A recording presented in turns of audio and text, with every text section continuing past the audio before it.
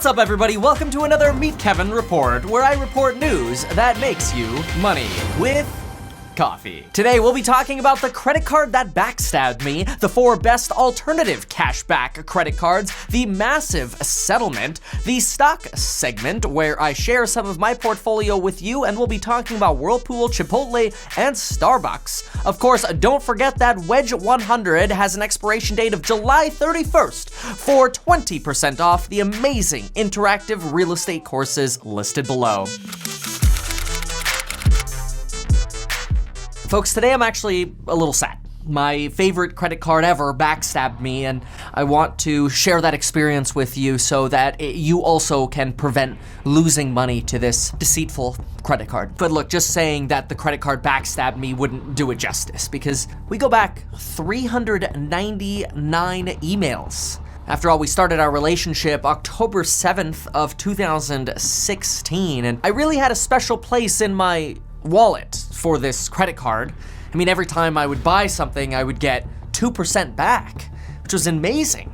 Anytime I needed a little bit of an advance from the card, I was only charged 1.99% interest. I mean, we had a solid thing going.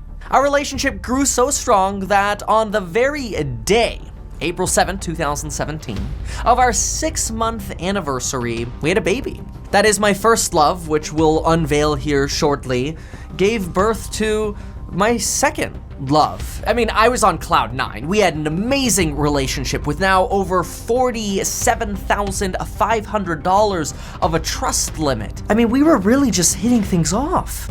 Unfortunately, things grew a little bit tenuous, and we started having some problems in our relationship when people started charging us unauthorized purchases, or they wouldn't do what they said they were going to do. And so we had this agreement, like purchase protection. So that way, if I didn't get what I expected, they would be on my side. Yet you sent me a letter. You didn't even call me. You sent me a letter. And in your letter, you said, "We have no recourse with the merchant for this type of disputes." Why did you pluralize disputes? The tense of the sentence has to match the subject. And why are there 2 spaces after the period? And then I started getting a little bit resentful, but I still had faith. I still had faith in you until you filed. You filed to remove from our relationship almost all of the credit card benefits I've come to know and love. Holy folks. Okay, so everything that I just told you is 100% true. And while I go ahead and unveil this card here, I want you to know that we actually did have 2 accounts. Yeah, the dispute process, everything, we got denied, the dates, the limits, everything is actually completely real. So hopefully you enjoyed that scenario, the way I explained that. But time for the unveiling. So this is it. This is the card that screwed me. The Citi Double Cash card. All of the removal of all of those benefits, also true. Yeah, I'm really disappointed. The Citi Double Cash card is no longer the best cashback rewards card, in my opinion. It used to be. I had a lot of cashback rewards accumulated. I think I had over almost 4,000 cashback points that I was able to redeem, and I've already redeemed those now for statement credits because I think I'm done using the card. I'm gonna talk about my alternative choices now, but I really like this card.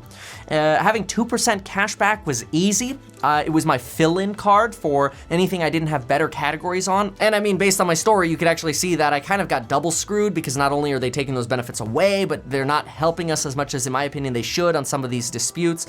Might have to take them to arbitration, but I'm not that much of a fighter. Like, I don't like doing that kind of stuff. So instead, I think I'm just gonna make this video and tell you about the new relationships that I'm starting and the best new cashback credit cards that you should also apply for. Here are my top 4 recommendations for alternative cashback rewards credit cards. Number 1, the Fidelity Cashback Credit Card. Now, while the Fidelity Cashback Credit Card doesn't give you the traditional 2% cashback, it does give you 2% cashback as long as you take that cash and deposit it into your investment accounts. Those could be your Roth IRA, your traditional IRA, or other investment accounts that you have with Fidelity. So it's kind of like forcing you to invest in stocks while also getting 2% back on your money. This is very, very different from the Stash debit card, which I exposed a couple of weeks ago for, in my opinion, being a complete ripoff, where instead of getting 2% back towards your investments, you were getting 0.125% back. That's like 12.5 cents on a $100 purchase. So that Stash debit card was garbage. You could see that video up here about the Fidelity cashback card where you're getting 2% back. This card has no fee and has my favorite, a 90-day purchase protection. As usual, the 90-day purchase protection has a limit of $500 per item that gets damaged, lost, or stolen, up to a $50,000 maximum per account. However, the Fidelity has a little bit of a weird definition of damage. They define damage as vandalism, theft, or like some freak water or fire incidents. They don't really indicate that if you just drop it or there's like random damage that they'll cover you. I didn't really like that verbiage. I felt like there was a little bit of a loophole here that I did not like. Now, obviously it comes with the standard fraud protection and it will double warranties that you have up to 1 year. So if you have a 6-month warranty on something from the manufacturer, Fidelity will double that to 1 year, which is awesome. Likewise, if you have a 1-year warranty on something, they will double that to a maximum of 1 additional year of warranty coverage. I do like that a lot. Now, if you rent a car using the Fidelity cashback card, you will get some protections, but this is actually a secondary insurance. So they'll probably make you go through your car insurance first, which could be a little bit of a hassle and a little bit more complicated. This is in contrast to something like the Chase Sapphire Reserve, that really awesome travel credit card. They provide you primary protection for any kind of auto rental damage. But I wouldn't be using the Fidelity card for travel anyway. I would be using this on my normal everyday purchases like advertising for real estate or business expenses where I'm otherwise not getting more than 2% cash back. Now, the second credit card I'd consider is the 2% PayPal cashback card. This is actually going to be the traditional cashback where you can offset it with a statement credit. That is, you spend $100, you can get $2 off your statement. I like that. It's simpler. You're not being forced into any kind of weird point structure or an investment account. Although I really do like having money automatically go into your investment account, which is what Fidelity offers. That is cool. But this is going to be your more traditional 2% back, and PayPal's really nicely stepping in and filling the void of the Citi Double Cash card here. Now, PayPal offers some really cool MasterCard benefits like that 90-day purchase protection and of course your standard fraud protection, similar sort of secondary auto insurance coverage.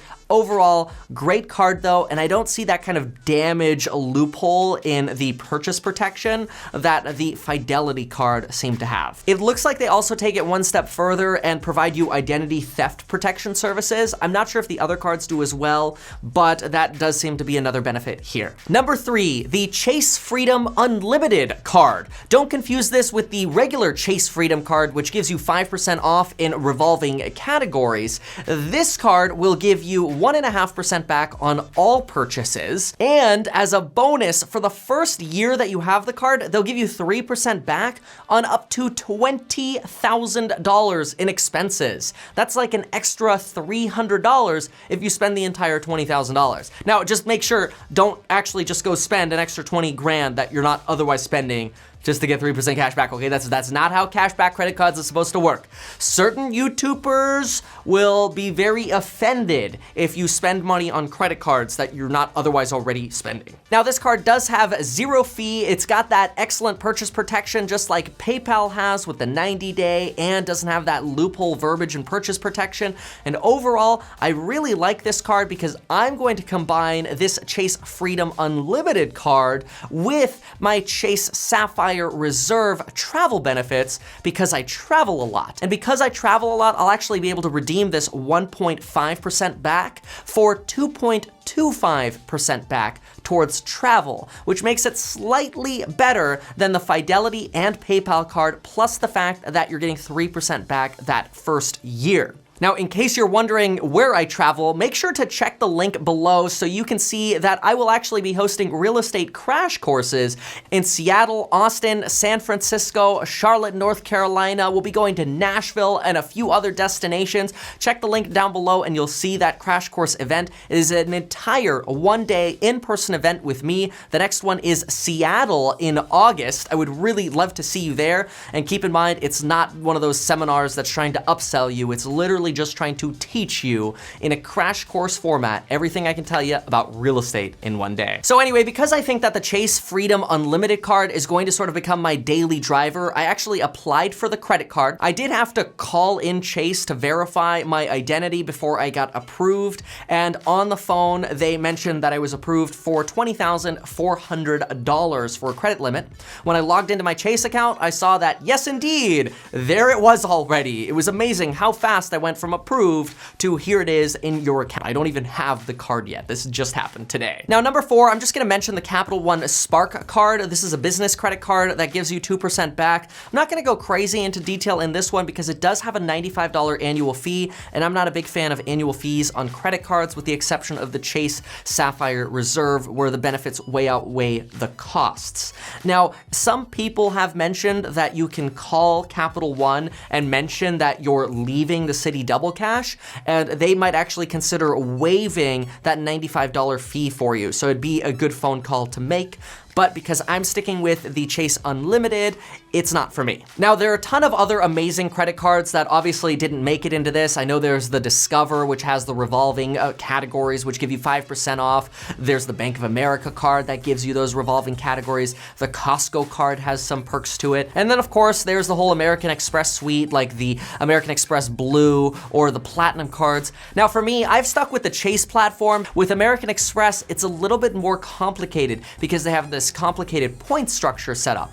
Maybe I haven't put in the effort to understand how their point structure works, but I will reference this person on Reddit put together an amazing comparison of using the American Express suite of cards versus the Chase suite of cards, and you could really compare which would be better for your situation. Shout out to this person on Reddit. The link will be below for that calculation. And look, maybe I'm just too skeptical. I just think when things are too complicated, I end up getting screwed, and I don't like that. It's kind of like having an all-in-one printer and you can't get individual parts to function, so I just don't own all-in-ones anymore. I have separate printers and separate scanners. Although, who prints anymore these days anyway?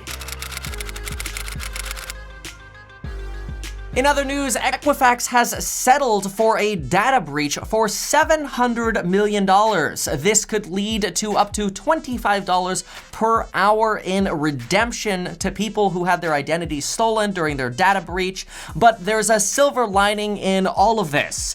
I highly recommend, if you have not yet done so, freeze your credit. It's extremely easy to do. In a lot of states, the fees have actually been waived for this. I've had my credit frozen for, I don't know, at least 5 or 6 years now. Back when you still had to pay a fee to do it, I was freezing my credit. In fact, when I went to apply for that Chase Freedom Unlimited card, you could see here how I went onto Experian because I assumed they were going to run my credit through Experian, and I unfroze my credit and then applied for the credit card. Unfreezing my credit took less than 2 minutes, and it's a really good way to prevent your identity from getting stolen. Now let's talk stocks. First up, we're gonna talk Chipotle. Chipotle's stock is up 3.37% after hours as it beat expectations. But I don't know if I'm a big fan of Chipotle, at least not myself. I used to be. I was really excited, just along with the rest of the community that was super stoked about Chipotle's mobile delivery platform. Your food would always come warm because everything was wrapped and bundled so tightly together. Their app and rewards program was actually very easy to use, and I really liked the company. Except there are 2 problems that I have with Chipotle. Number 1, I think they have had a little bit of a sketchy health history industry, which has led to a very volatile stock. And with a price to earnings ratio of over 120, I'm not super excited about investing in Chipotle to be on a volatile ride. They also don't have a dividend, which isn't that big of a deal for a growth company, but it is something that I considered. But honestly, what probably bothered me much more than that was this. I went to Chipotle a few weeks ago, and I looked at all the meats they had, and I saw they were pretty much at the bottom of the buckets. So I thought to myself, hey, you know, why don't I ask and see if they have some fresh steak or any kind of meat? So I said, hey, do you have any fresh meat coming out? Oh, yeah, we just cooked up some new steak. We'll go ahead and cut that up really quick, and we'll put that fresh steak on your burrito. And I got excited by that. I just worked out, and I thought, you know what? Go ahead and double up on that steak. I'm super excited about fresh steak. So I wait for about 2 or 3 minutes. They help a bunch of other customers. Then they come out with the fresh steak. They drop it next to my burrito on this foil. I'm like, this is awesome. They scoop it over. Perfect. Burrito looked great. Well, then one of the workers is like, awesome. They slide the burrito over, and this other person grabs it, grabs a spoon, reaches into the steak bin, and puts some of the old steak on top of the new steak. And I'm like, what did I just wait for? It's like you soiled it now. Now, me being me, I didn't complain, I didn't say anything, I didn't want to cause a fuss, so I took the burrito and I ate it. And that was the last burrito I've ever had at Chipotle, which I had like 3 or 4 burritos at Chipotle a week up until that burrito, because of the very long and uncomfortable amount of time I spent in the bathroom a few hours after that burrito got digested. In other words, I really hate the fact that their meat sits around for so long. I think the fact that it sits next to the lettuce and the spinach and the fajita vegetables is a terrible mistake. It's always going to ask for health problems, and having seen the volatility in their stock over the last few years and seeing what happened there, it's not a stock that I believe in, especially at the price that it's currently trading for. I could be wrong, maybe I'm overkilling this, but I'm not interested. Sorry, Chipotle, you lost my business. Now, a company that I actually prefer is Starbucks. I bought about $6,800 worth of Starbucks shares a few months ago. Those are now worth almost $11,000. So that stock's doing well. I actually wish I bought more. I like their consistent growth. Their royalty program is insane. It's got over 16 million users, and their price to earnings ratio, in my opinion, is very reasonable. It's just slightly more expensive than the S&P 500 average at just under 27. Now, I wouldn't buy any more right now because I personally feel like they're slightly expensive. I think I'd be a little bit more inclined to jump onto the Target bandwagon, which Target also offers a 3% dividend yield, and I'm a big fan of Target's ability to compete against Amazon. Last, I want to touch on Whirlpool. Whirlpool also beat expectations yesterday, and I'm overall excited about Whirlpool as a company. They're surviving through this insane trade battle, and they're doing very well. Also, any of the Whirlpool appliances I've ever used have overall had a very consistent quality. I have had some of the cheaper Whirlpool stoves go out on me, but I personally like working with companies where I know they take care of their product and they usually don't have long-term issues. Whirlpool also supplies all of the appliances for IKEA under their disguised Swedish names, which is really fascinating, but in my opinion is also really big testament to the Whirlpool brand, and a lot of people don't know that fact. So Whirlpool is definitely a company I'm interested in doing some more research on. And folks, there you have today's Meet Kevin report. Make sure to check the link below for the real estate investing course and separately the real estate agent course, where you could get 20% off using Wedge 100. We just had a 1-hour live stream in today's real estate investing course, and it was amazing. We spent a lot of time looking at Wedge deals and helping people understand whether they were looking at good deals or bad deals. And I'll tell you, Kevin saying no to your deal is worth a whole lot more than you're paying for the course, because the last thing you want to do is make a mistake buying real estate. Folks, again, thank you so much. I will be in Seattle next. Make sure to see me there. Follow me on Instagram. Send me your story ideas, stock opinions, real estate opinions. Feel free to leave comments down below as well. I read all of my messages. I try to respond to absolutely every message I get, and I look forward to seeing you in the next Meet Kevin report. Thanks so much for watching.